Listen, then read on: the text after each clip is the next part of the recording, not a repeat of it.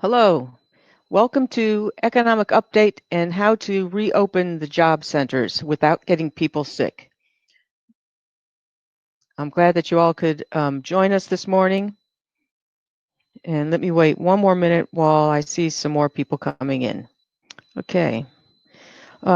This morning you're joined by me, Chris Chmura, Chief Economist at Chmura Economics and Analytics, and we're very happy to have Lori Strumpf join us again.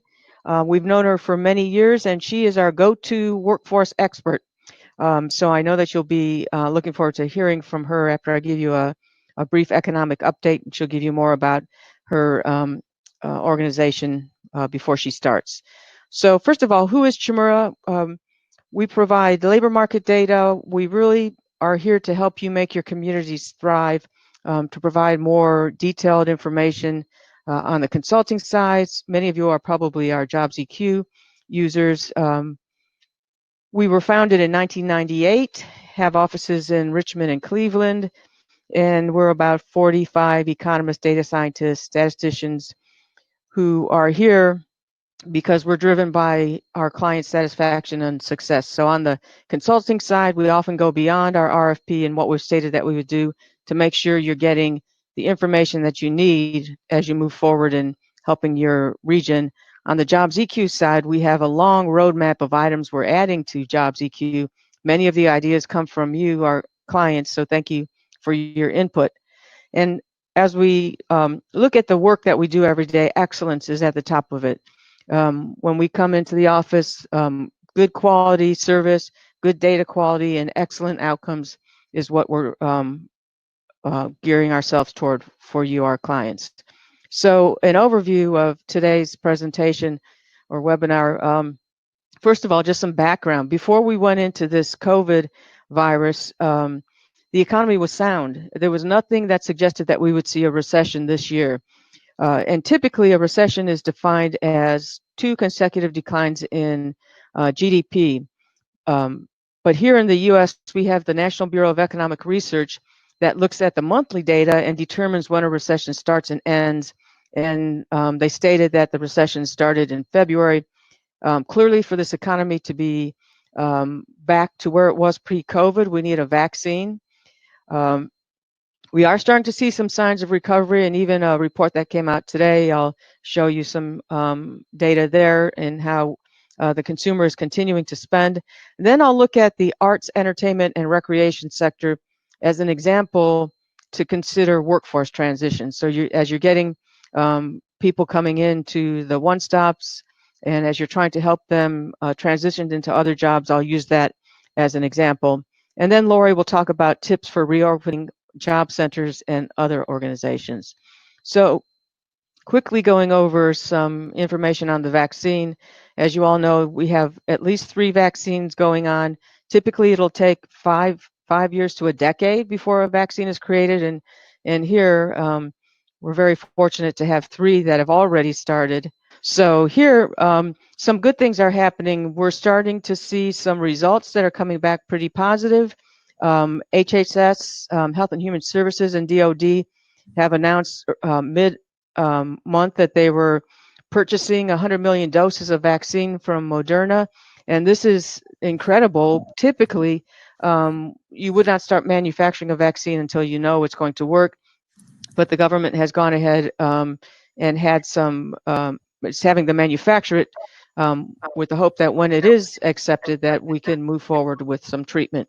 FDA talked about this past week, emergency authorization of convalescent plasma. So again, some treatments coming that will certainly help people feel better about going into the economy.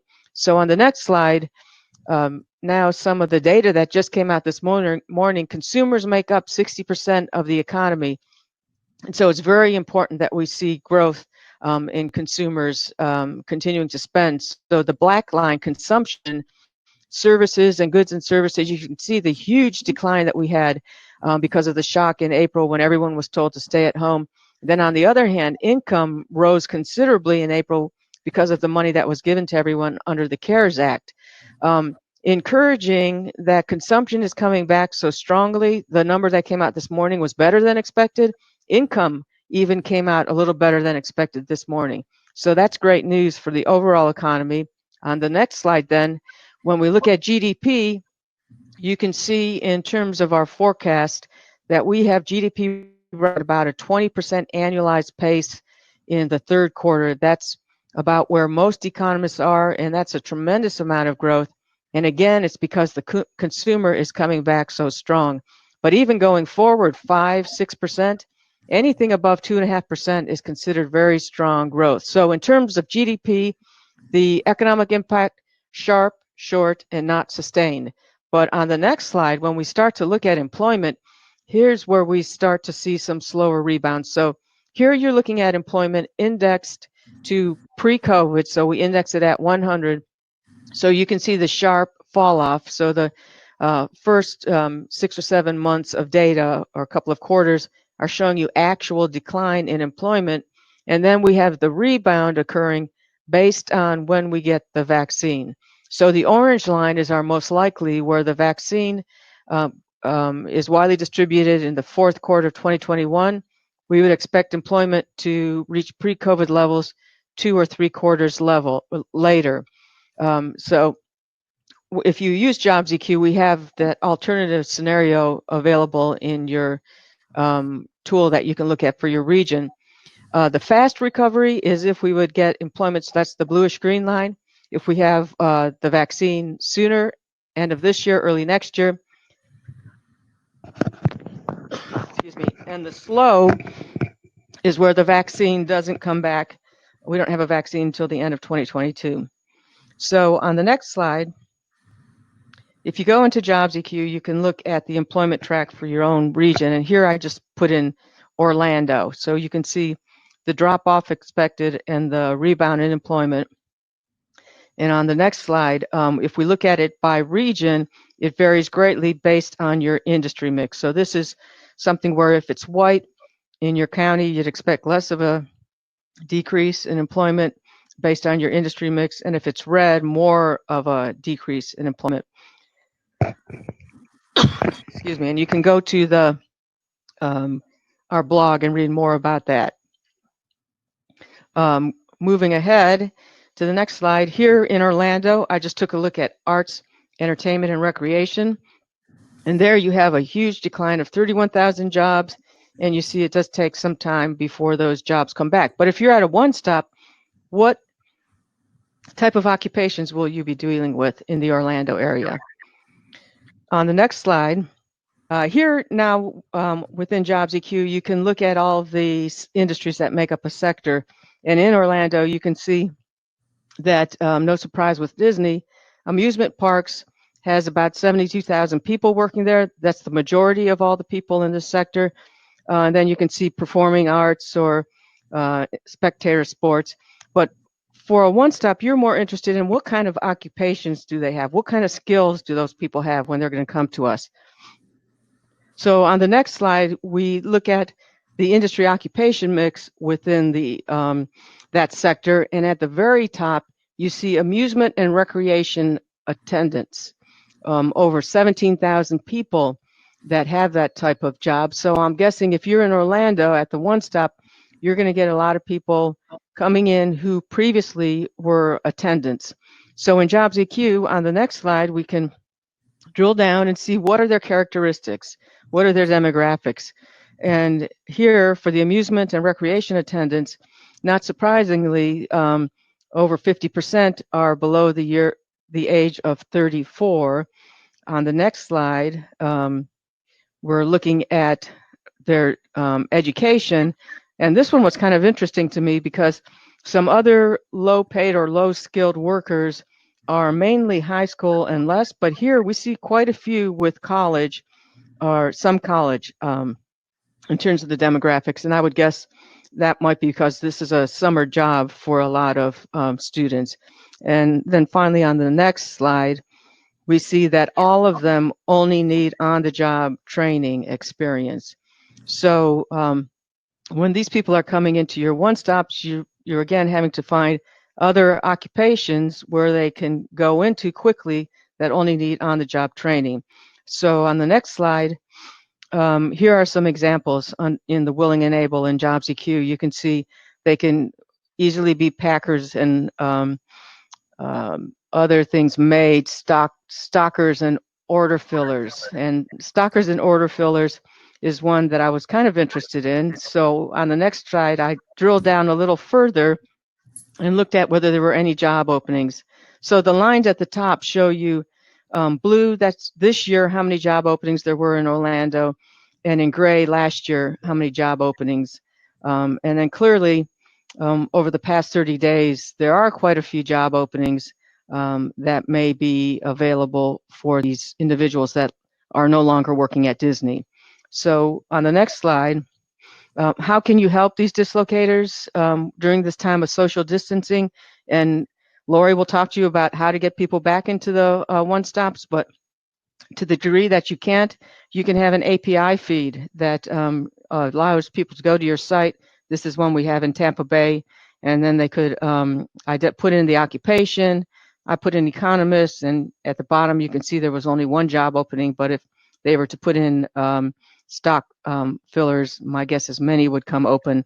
Another thing that we do for people on the next slide is we have this career concourse where people who are dislocated can go and identify careers. If they were former military, we have some crosswalks for them, or they could browse clusters of occupations they'd be interested in. An example on the next slide shows you that once they determine, for example, here, Actuary, this is in Cleveland, you can see how much money that they can make at entry level, average, and then experienced.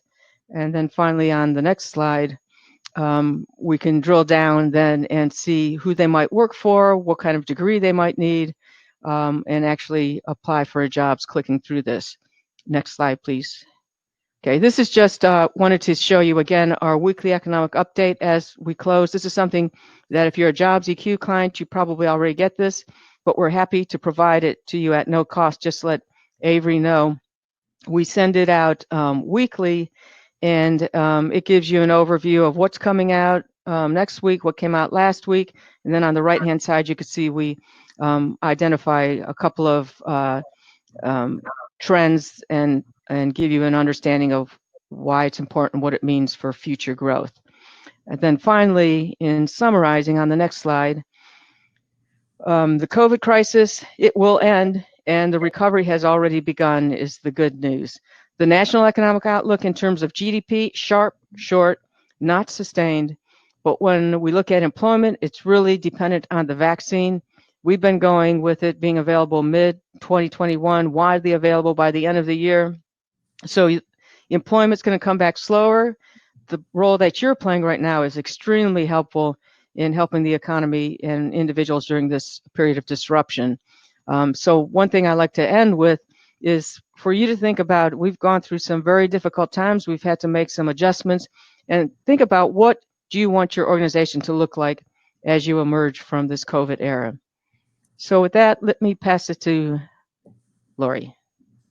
Thanks, Chris. And Avery, because I'm sharing my screen, I can't see the chat box. So if people ask questions or have chats, just let me know, okay? Sounds good.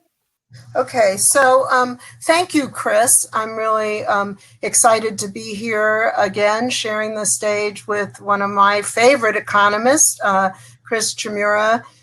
So we're talking about reopening we are saying job centers because you're workforce professionals, but also any other organization. And as Chris said, my name is Lori Strumpf, and Strumpf Associates, we're an organizational change management consulting group, and we work with local, state, and state governments, one-stop centers, schools, community-based organizations, and others on workforce that are workforce education and other social institutions, all about change management and being more customer focused. As we talk about the crisis that we're in, it's now 20 some weeks and counting. So I think we're all hopefully getting calmer, but I also hope that we are being optimistic and seeing the opportunity in this difficulty. Chris ended where I want to start, and I'll come back to this, but thinking about how quickly we were able to be catalyzed by this crisis and change to virtual service delivery and other things. I want people to think about, as we think about reopening or opening, what we've learned and what we want to keep and what we want to build upon. As we go through this, my part today, I want to say that I'm going to talk about reopening or opening or staying open with three key areas. One is to focus on organizational culture. No surprise, I'm a change management consultant. We focus on culture a lot. Second is health and safety. And the third is process management. I have slides here that I'm also not going to go through in specific because you know a lot of these things, but we share the slides at the end of these presentations, so you'll be able to get them. Avery, could you do the first poll about how many folks are open and let me know what that answer is? Sure. Poll showing up now.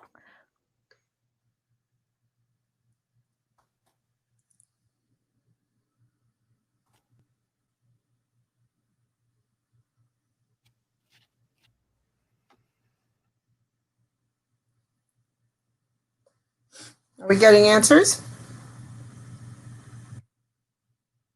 We are indeed. Answers are still coming in, but it looks like about 30% of respondents say they have not opened their organization in August.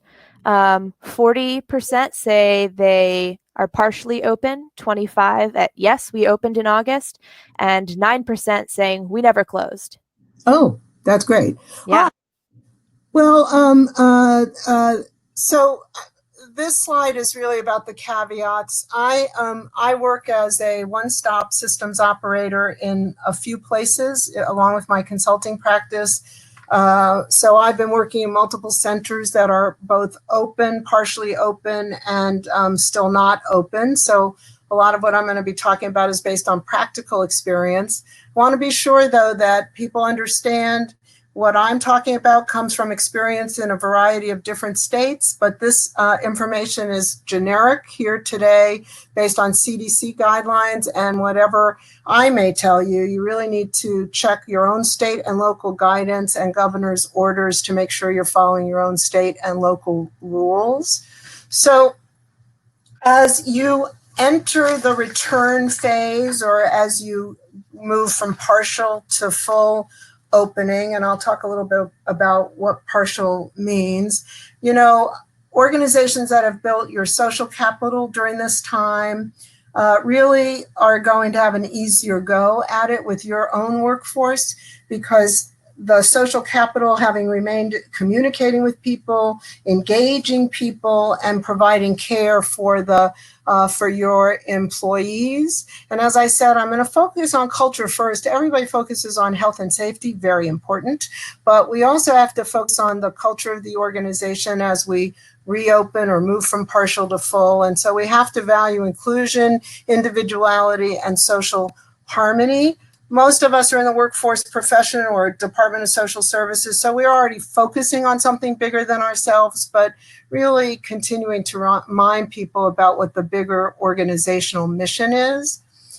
I want to point out that customers that are coming into centers, whether they're coming in, I'm going to use coming in a euphemistic way, whether they're coming in through Zoom or conference calls, or because you're open and you have people coming in by appointment only, they're really facing three intersecting transformational issues. COVID-19, of course, and unemployment, of course, but also the issue of racial inequities and the Black Lives Matter movements.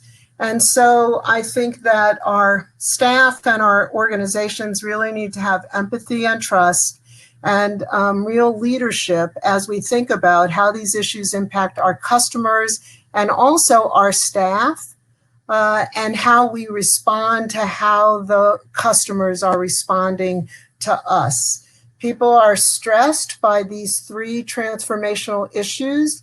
And if we don't train our staff, I'm going to come back to this, about some awareness and de-escalation, as people are really facing these issues, as well as our staff. So I don't want to leave the staff out of that, but staff need to be able to have some de-stressing techniques so that they can respond to the customers in appropriate ways. And so we want to foster a culture that enables changing to the new world and thinking about engaging our employees in that transformation and engage in their own journey, deliver personalized coaching, and provide folks with a forum to share best practices.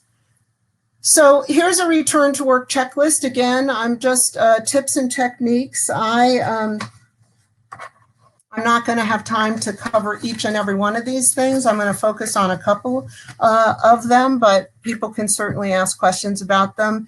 So review official guidance. Of course, everybody's busy doing that. Independently assess your own situation and where you are. I mean, I think you said, Avery, 9% never closed. Is that right? That's correct. And I just ran another poll. Do you currently offer virtual services? And 90% of the people attending this webinar are currently offering virtual services. Absolutely. And so that's thinking about how is it that you're going to keep those going. And I'll talk about that in a bit. Consider screening practices. I'm going to come back to the screening practices. Determining whether your screening meets ADA rules. I'm going to talk a little bit about that. Maintain social distancing, we all know. Designate a safety lead. I want to talk about that a bit. Train employees to practice good hygiene. I have a slide about what that is, but I think by this time we all know that. Thoroughly sanitize the workplace and conduct deep cleaning. Again, more checklists, provide mask and other protective equipment. I'm going to talk a little bit about that. Require notice of potential exposure. And we're going to talk a little bit about the procedures for that. Prepare for employee concerns, comply with rehire requirements, provide leave. I'm going to talk about some of those things. Reasonable accommodations, provide protocols for symptomatic employees, train employees to build awareness. And I'm going to talk a little bit about developing a closing plan as well, because even if you reopen, you may have to close again. So determining whether screening is subject to ADA rules. The ADA requirements, you can see here that it's most screening is considered medical examination in some ways, but the CDC actually noted that COVID-19 meets the direct threat criteria. So if an employee's ability to perform essential job functions will be impaired by a medical condition, or an employee will pose a direct threat due to a medical condition. And so we meet the direct threat criteria at the moment in general. Again, your state may have a different requirement. And so therefore you can do screening at your centers. You know, I would like to ask Avery, how many folks are conducting screenings at their kind of front doors right now?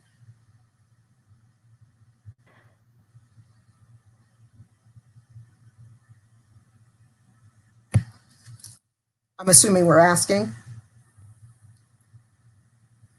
Avery? And we're asking. Okay, great. I can't see, so I can only see my screen. So yeah, no problem. All right, people are responding. Okay, we're coming in at about 70% of people are conducting screenings at their front door. 30% are not. Yeah, I've had the temperature gun pointed at my head at a lot of places that I've been, so that's what I'm guessing. Comment in the chat, what kind of screenings are you doing? Yeah, so let me answer that. Most of the screenings that every center and organization I work with, we are doing screening. We're taking temperatures and we're asking the CDC screening questions and having people self-attest. And so self-attestment comes in two ways. Some organizations have a pretty good electronic system, and they're sending the questions out ahead of time, and they're asking people to answer them and send them back in before they come, like an hour before their appointment or before they're going to come. And those questions are really the CDC questions. Have you traveled? I don't have them all in front of me, but you can. Well, I have the CDC websites in this PowerPoint when you see it. But, you know, have you traveled out of the country in the last 14 days? Have you been exposed to anybody within the last 14 days? It's a series of about 5 questions. I think we've added, have you been to any of the hotspot states in the last 14 days in some places where I work, which is where it's not a hotspot. And then taking temperatures with the electronic temperature taking machine. And if somebody is at 100.4 or over, they are considered to have a temperature where they cannot come into the center. And again, that number is based on the CDC's guidance. So it's screening questions and temperature taking. And then some of it is, if you don't have the electronic thing, that we have somebody stationed at the door who's asking people the questions and recording the answers, and with protocols for what's the right answer and what's a you can't come in answer.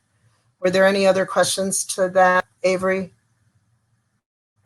No, it looks like everyone is replying. They're asking the CDC questions either through an app or someone at the door and taking temperatures at the door. Yeah. Exactly what I was saying. So that's the major screening. There's no other screening to do. We're also, some places are screening their staff as well. So in some of the places where I work, staff are being screened every day they come in, and in other places they are not being screened. I am more comfortable if staff is also being screened. So it's both customers and staff. Customers in every place should be being screened, and staff, in my opinion, should also be being screened the same way, temperature and self-attestation on the questions. Through an app is the best way to do it.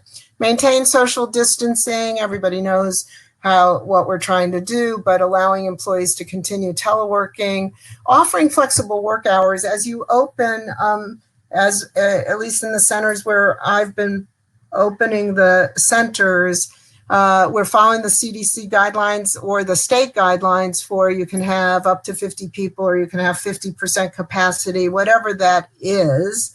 And then if you have more staff than that, you want to make sure you maintain enough space for customers to come in. And in every center that I work in right now, we're doing centers, customers are coming in by appointment only.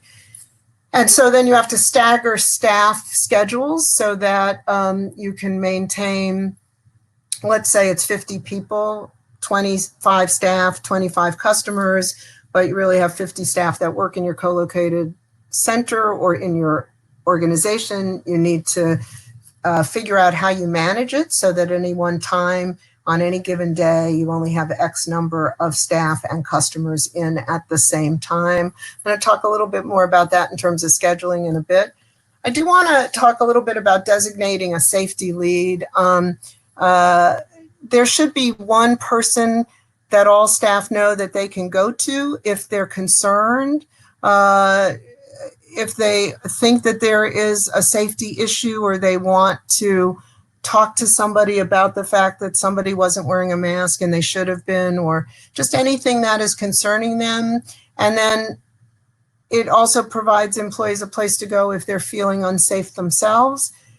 And it shouldn't just be you can talk to anybody.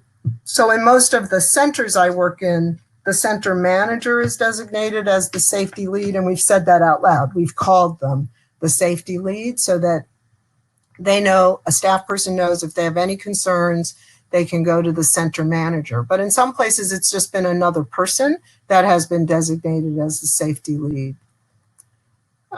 Train employees in good hygiene. Everybody has been doing this, but I did want to just the bottom of the slide to, if you can, to turn off water fountains if you have them, and turn off public phones. Again, if you're having customers come in. Some centers have the phones that go directly to the unemployment offices, and you need to think about whether you want people to be using their own cell phones or whether those phones should stay on. But if those phones stay on, they need to be cleaned after every use. Any questions or comments so far? Avery, I just checking. Nope, no questions yet. Did we have another poll question? You had talked about asking, let me pull up your potential poll questions. Whether if organizations have had any COVID-19 exposures. Yeah, I would like to All ask you a question. Yeah, let's ask that right now.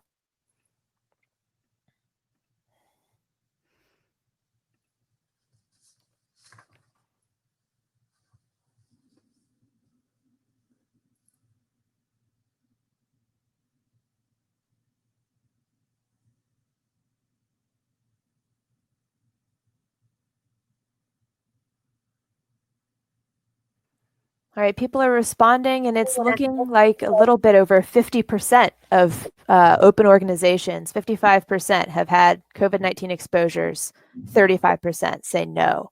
So it's a pretty common occurrence. Yeah, it is a pretty common occurrence. So I'm going to talk a little bit about that in just a minute, but that was a good question. So thoroughly sanitize the workplace. Again, we know a lot of these things, but at the bottom, it says, if you have available, have the following. We have in all of the organizations that I'm working in, whether it's a center or something else, we have purchased almost double the amount of portable hand sanitizing stations than we originally had.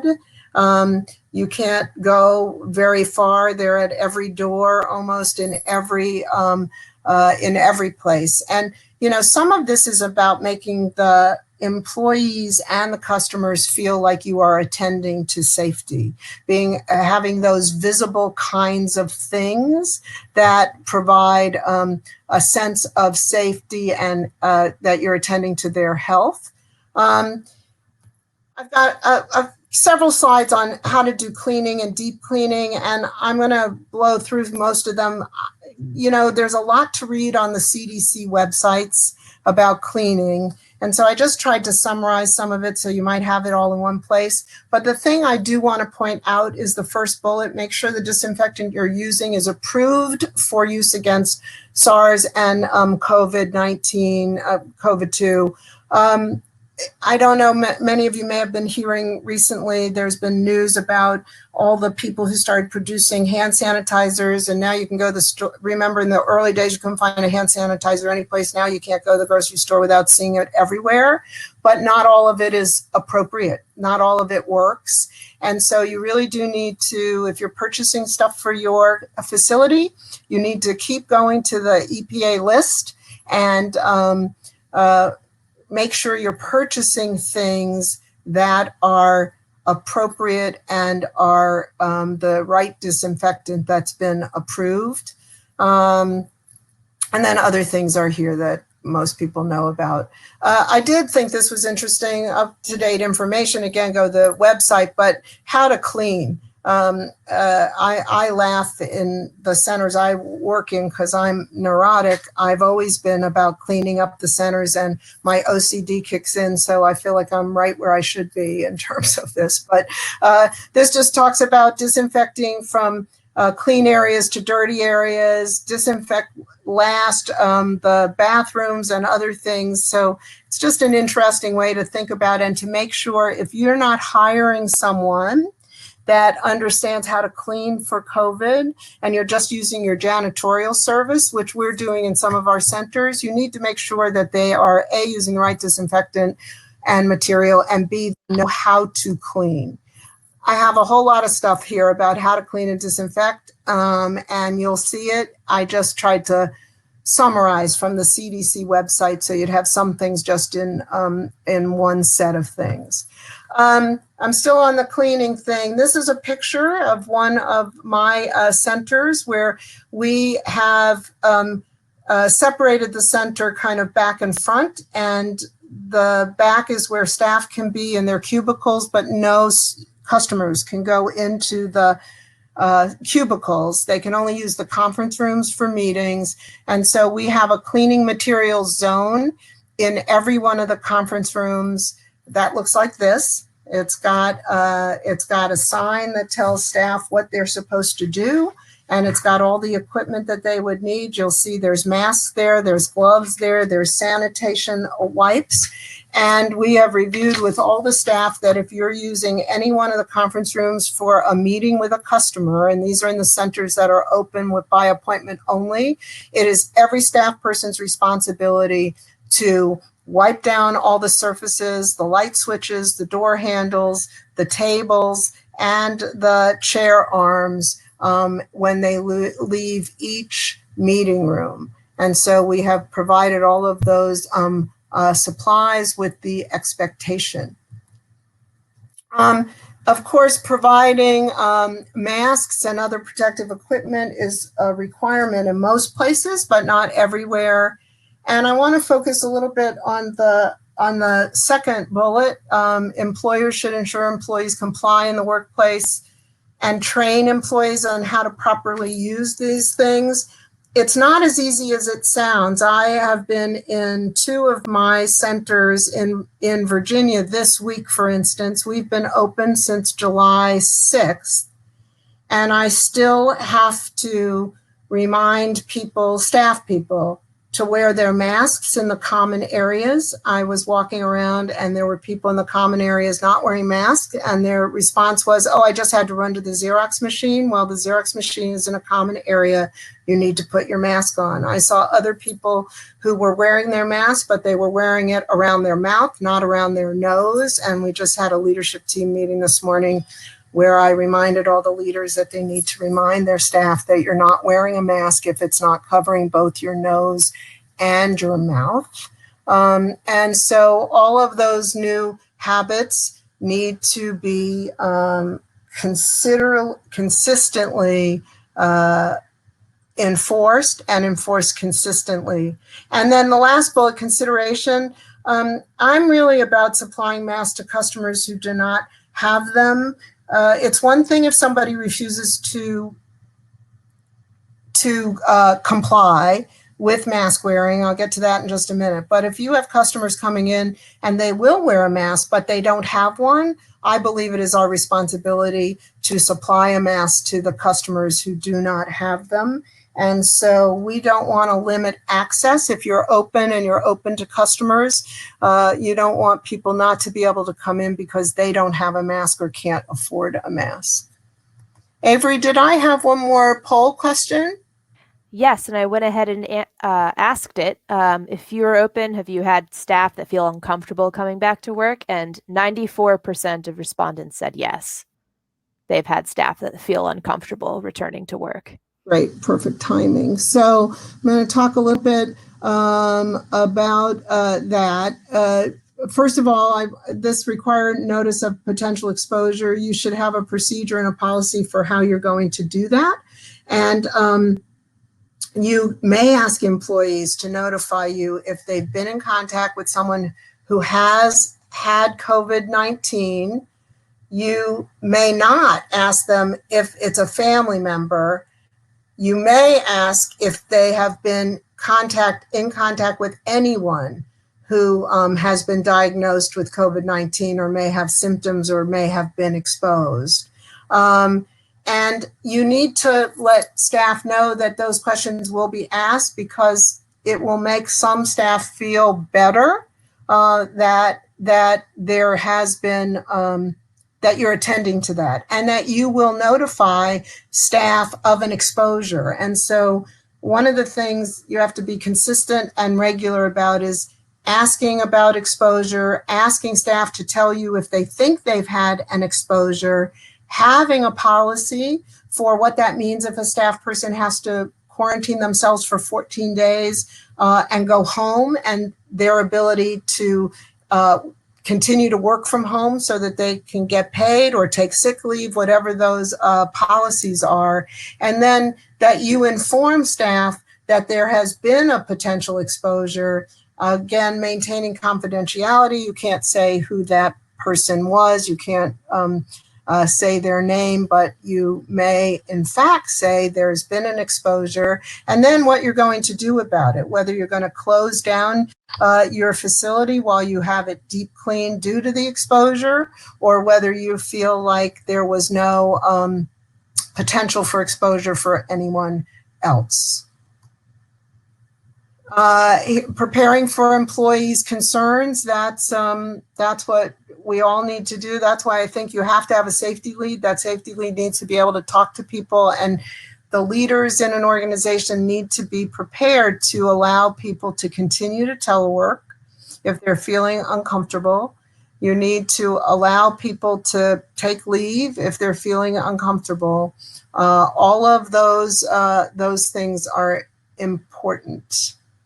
Are there any other questions here before I move on? Yes, we have two questions. One, how do you evaluate the HVAC and ventilation system in your office? And two, should restrooms at my one-stop be available to the public? So the first one, great question. The first one is we've actually hired either a building engineer if you're in an office space and there's a building engineer. We've asked the building engineer and the building owner to have those engineers evaluate the HVAC, and we've worked with the building folks to do whatever needs to be done with the filters and the air and all of those things. If you're in a freestanding building where you actually are the either owner of the building, or you can't get the building owner or the lease management company to do that, we've actually hired, there's lots of people now that we've hired someone to come in and evaluate the air, and that's part of the, I'm going to get to the budget things you have to do and think about for reopening. So that was the first one. And yes, I do think you have to have restrooms. You have to have, first of all, the restrooms for your staff, but you have to have restrooms for the public. And so the question becomes, how do you ensure that those restrooms, not the toilets so much, but just that you are keeping them clean? And if you have janitorial service, for instance, that you may have that doesn't come in every night, it may be another cost that you have to do. Or in one of our centers, we've started to have the janitorial service that we have that has cleaned nightly also come in midday and clean the restrooms. Are there any other questions? Avery? We've got from Kimberly, if an employee is eligible for paid leave because their child's school is closed, how long is that paid leave? So that continues to change. If you read the second bullet here, under the CARES Act or the Response Act, they would be entitled to paid leave, and it depends on then the leave policies of your company. But I can't answer that question specifically. My response to all of these kinds of things are that you should be consulting with your own, either if you're big enough and you have an HR person, or your attorney.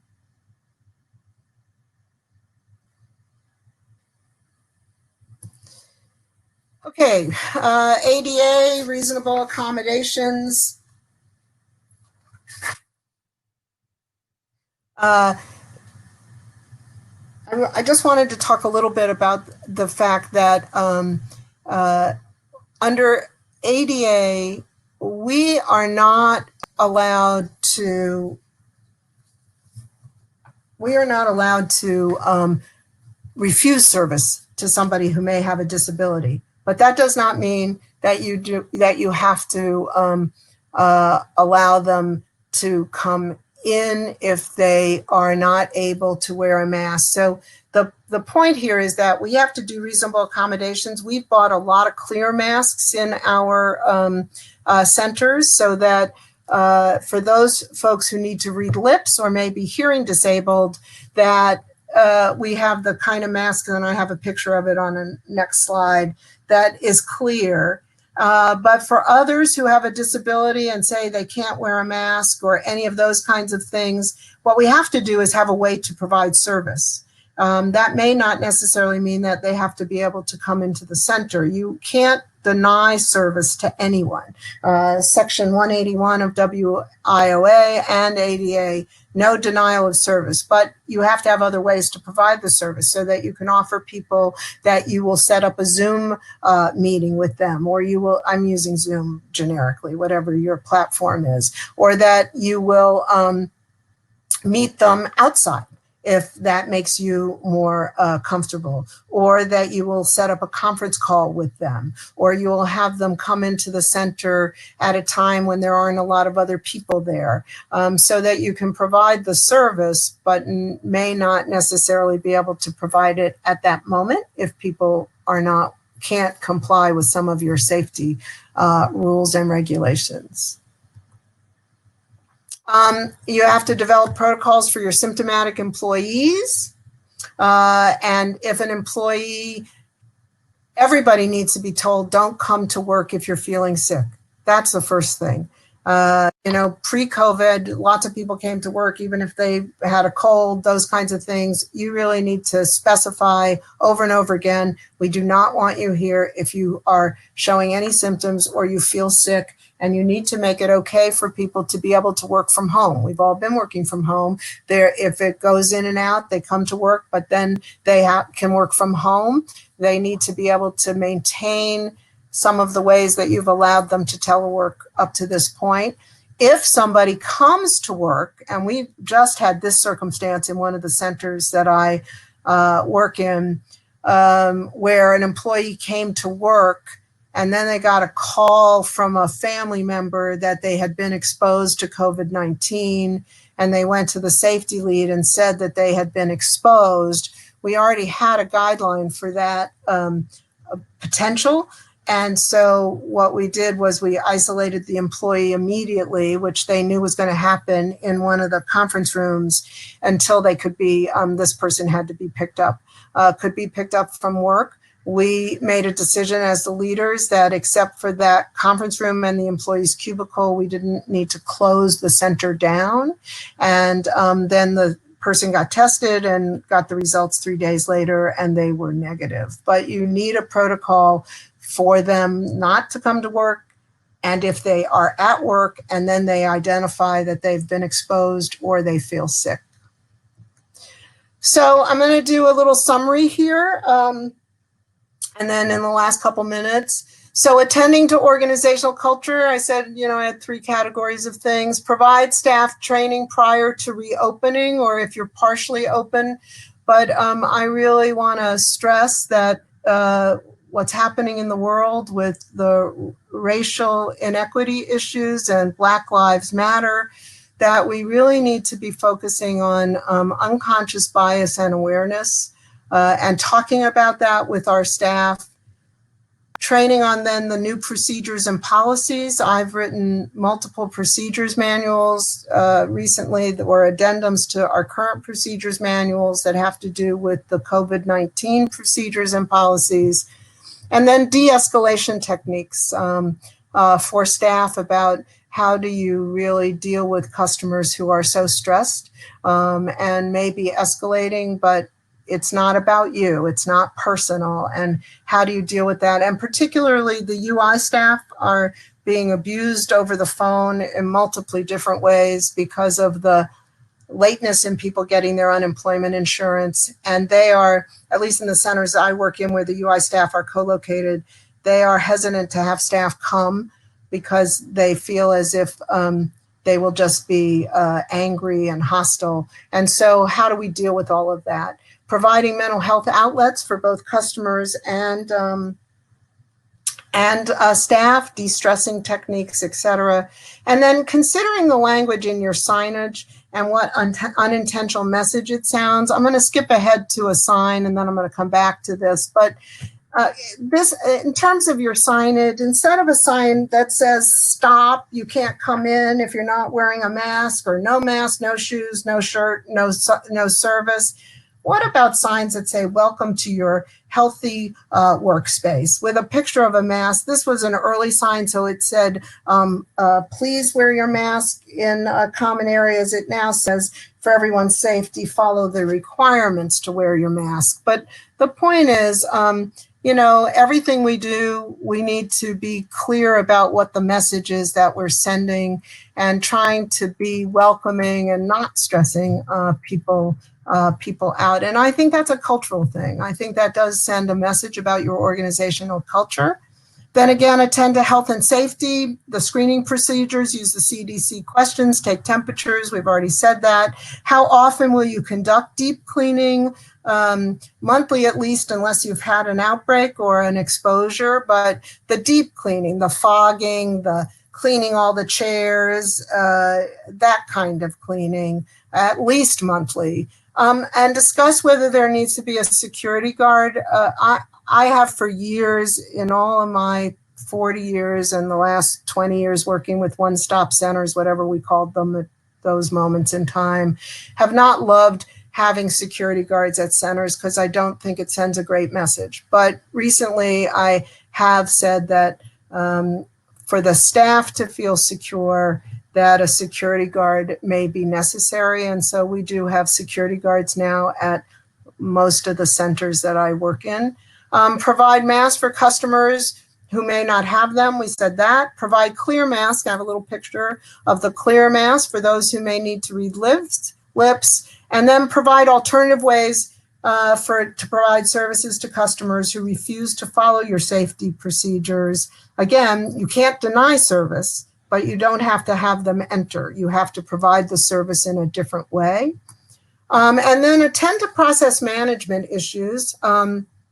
Developing a budget for PPE, mask cleaning supplies, the janitorial service, air conditioning, vent stuff. And of course, everybody knows supplies are limited, but if you're part of an American Job Center and the partners are expected to share in these costs, then you need to revise your infrastructure sharing agreement. I'd be interested in people's notion, if they can put into the chat, how much money it's costing you above and beyond the supplies. We're finding it's going anywhere from $3,000 to $10,000 or more dollars between plexiglass, constantly replenishing sanitation, buying new sanitation center stations, all of those things. So I don't know if people are kind of typing in what their increase in their, I'm just calling it supply budget, has been. Avery, are people saying anything there? Not yet. All right, well, we're finding $3,000 to $10,000 and $12,000, depending on how big the center is. I work in centers that are 20,000 square feet and as small as 10,000 square feet. I've got co-located staff as few as 35 up to 80. Codify the new procedures and policies. Implement an electronic scheduler. I don't know how many of you are doing this, but if you're doing opening by appointment only, you have to figure out how you're going to keep track of how many staff you have in and how many customers are coming. And, trying to do that by paper and pencil, just way too hard. So my recommendation is to get an electronic scheduler, and staff have to schedule themselves in, and there are limits. And if it's Tuesday and it's already filled 20 people, then they can't come in that day. And I just gave you an example of one electronic scheduler. There are many out there. Develop a closing plan. I had said that.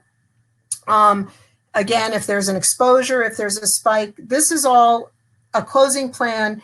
If the governor mandates that you close again, or you have to close because your leaders have decided, again, for an exposure, you need a closing plan. We had to do it too quick at the beginning, but now you can think about it, and it should include what warrants a shutdown, who makes the decision if it's not been mandated, what are the requirements to notify, how do we notify customers, et cetera, and then when do you reopen again? And then two last things. It is so important to be consistent. There should not be exceptions. You have to keep your policies consistent. And the other is, don't forget to think about what structural changes you'll make based on the lessons we've already learned about virtual service delivery. Even if we're open, we need to do virtual service delivery. I'm sure you all have examples, but I'll give you one. In one of the centers I work in, we had financial empowerment classes that went monthly for customers. We never had more than 20 people sign up. We do it in partnership with a credit union. The credit union and I worked on a curriculum to put it online, and we just did our first virtual series of them. And we have 3 modules, and we had over 150 people sign up for each module, and we had over 60 people who attended virtually. And so we went from 20 to 60.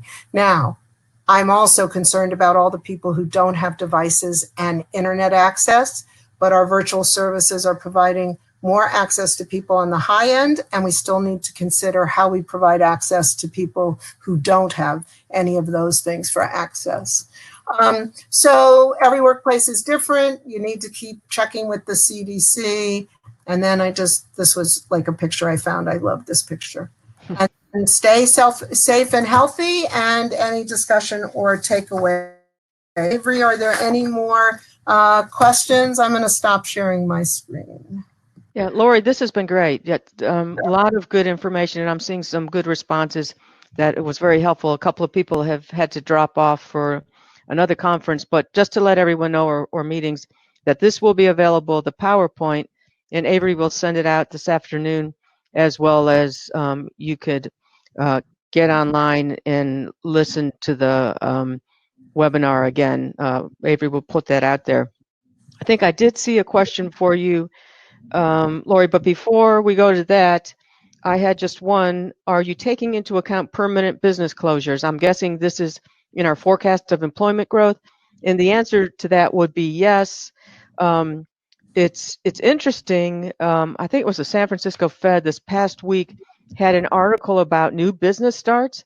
New business starts plummeted in March, April, May, but they have been coming back so fast in June and July that they're predicting that business starts will be back on the trend. When we look at it, an annual average, we'll continue to see growth in the trend overall. So that's great news. And Avery, I did see another question I thought for Lori, looking back through real quickly. I just saw one on how do you promote your virtual workshops. I'd like to answer that. Sure, go right ahead. Bobby just asked that question. How do you promote your virtual workshops? We do it in lots of different ways. We have flyers that we send out to all the partners and continue almost every day. I send a reminder. Did you send these out to your customers? We put the virtual flyers and the announcements up on the center and or organizational websites, and we continue to promote with the center staff. So the center managers put out a weekly email to all the center staff about the activities that are happening virtually the coming week. So those are pretty regular kinds of things, but it's really asking the partners to keep promoting the virtual workshops. Okay. Are there any other questions? If you have questions, feel free to ask. I know a lot of you are having to leave for other appointments. Okay, I'm not seeing any. So thank you again so much, Lori. That was great information, and thank you all for joining us.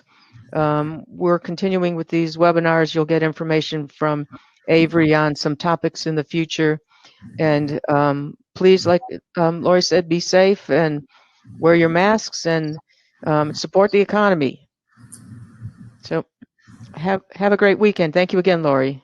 Thank you, Chris. You're welcome.